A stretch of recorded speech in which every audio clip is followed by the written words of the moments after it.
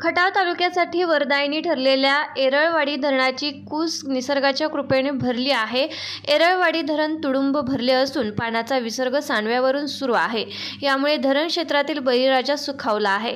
निसर्गाच्या कृपेने एरळा धरण तुडुंब भरल्याने स्वाभिमानी शेतकरी संघटनेच्या रणरागिणींनी खणा नारळाने ओटी भरून निसर्गाच्या कृपेतून उतराई होण्याचा प्रयत्न केला आहे।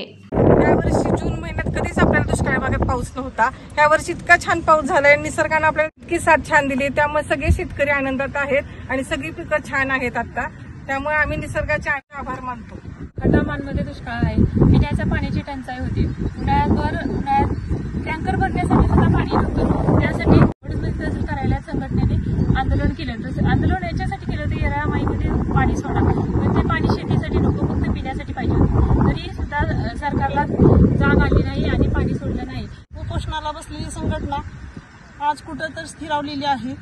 गेल्या वर्षी उपोषणाला बसून देखील त्यांना पिण्याच्या पाण्याबद्दल त्यांना प्रश्न उभे राहिले होते, पण आज कुठेतरी प्रश्न मिटलेले आहेत। शेतकरी संघटनेचे कार्यकर्ते आहेत, त्यांचेही मनापासून धन्यवाद आणि त्यासोबत निसर्गाचेही धन्यवाद। पावसानं खूप चांगलं केलेलं आहे, तलावावर केलेलं आहे। मी या गावची आहे, गणपुरीची। मला खूप अभिमान वाटतो की यावर्षी एवढं पाणी बघून आता भरलेलं आहे। त्यामुळे शेतकरी संघटनेच्या वतीने आम्ही सर्व महिला पुरुष सगळेजण एरळा माईची ओटी भरण्यासाठी इथे आलेलो आहे।